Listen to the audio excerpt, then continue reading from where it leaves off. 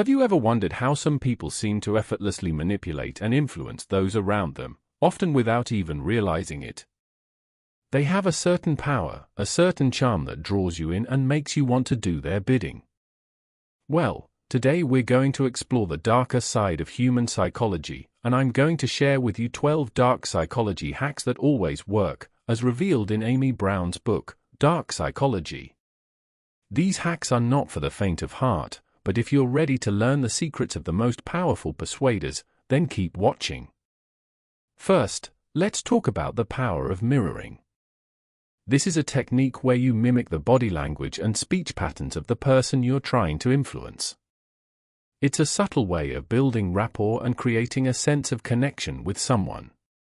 For example, if you're in a meeting with a potential client and they're leaning forward with their arms crossed, you can mirror their body language by doing the same. This will create a sense of trust and make them more receptive to your message.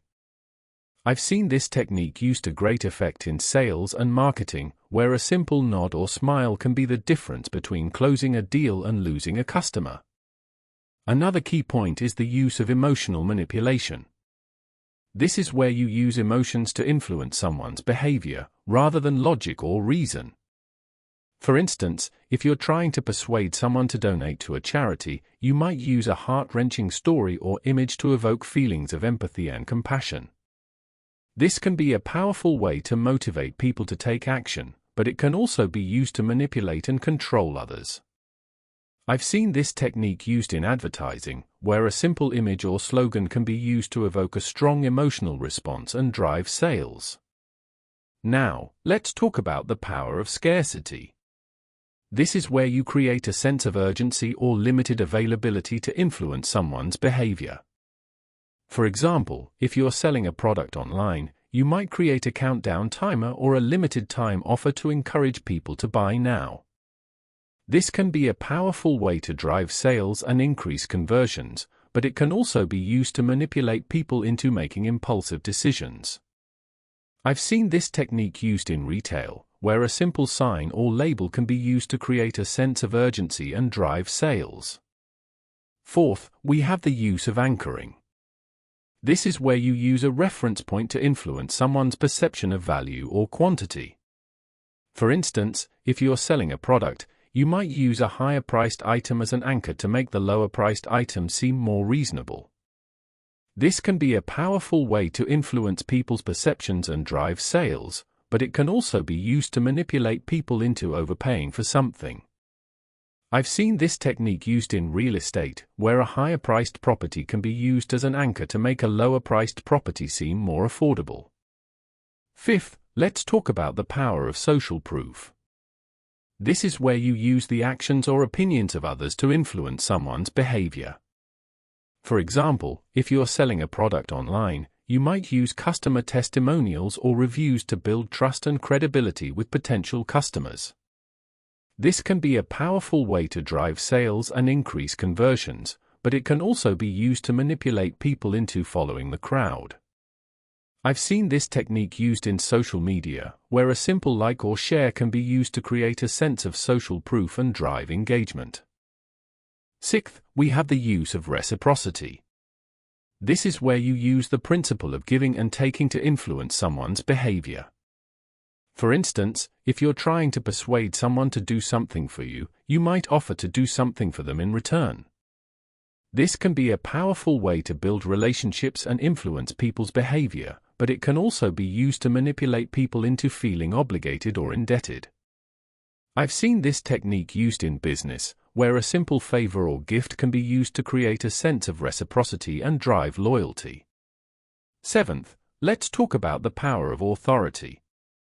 This is where you use your position or expertise to influence someone's behavior. For example, if you're a doctor or a lawyer, you might use your professional credentials to build trust and credibility with clients. This can be a powerful way to influence people's behavior, but it can also be used to manipulate people into following orders or advice without questioning. I've seen this technique used in education, where a simple title or credential can be used to create a sense of authority and drive learning. Eighth, we have the use of commitment and consistency. This is where you use the principle of commitment to influence someone's behavior.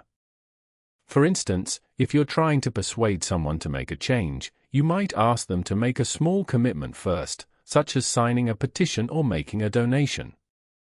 This can be a powerful way to build momentum and drive behavior change, but it can also be used to manipulate people into following through on a commitment they don't really want to make.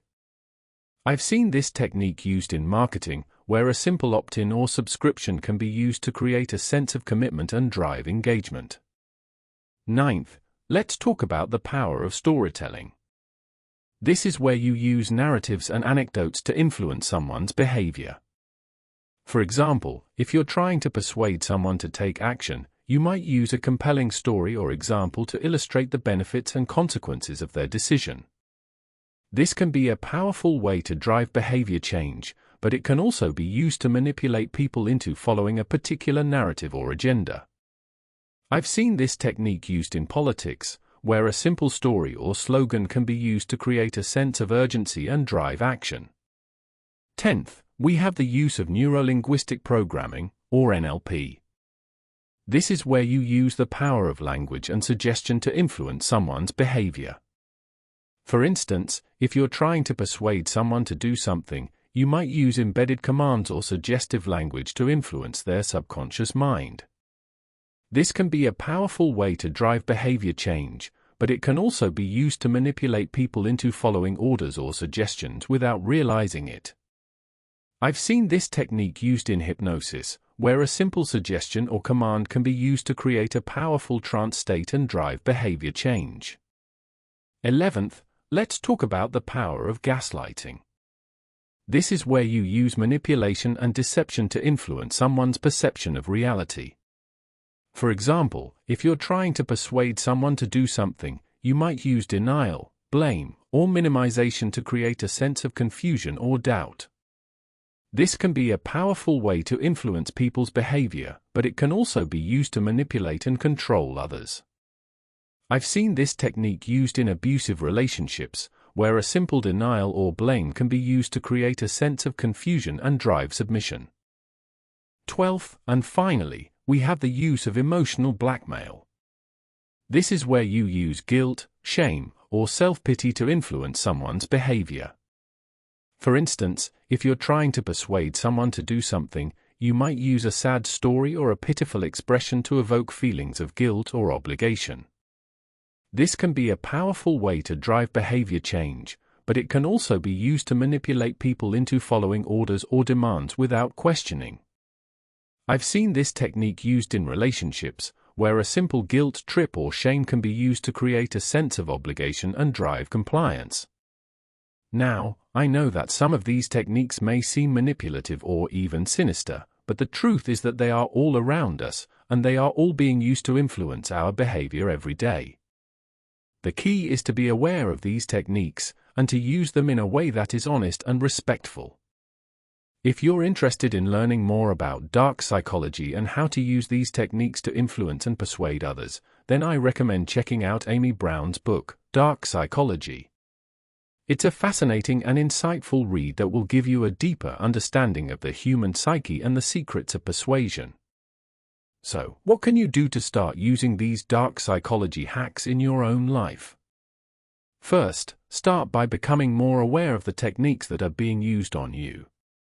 Pay attention to the language and behavior of those around you, and notice how they are trying to influence your thoughts and actions. Then, start practicing these techniques yourself, but in a way that is honest and respectful. Use them to build rapport and trust with others, and to drive positive behavior change. And finally, always remember to use these techniques with integrity and compassion, and never to manipulate or control others for your own gain. With great power comes great responsibility, and it's up to you to use these dark psychology hacks in a way that is positive and uplifting. Thanks for watching, and I'll see you in the next video.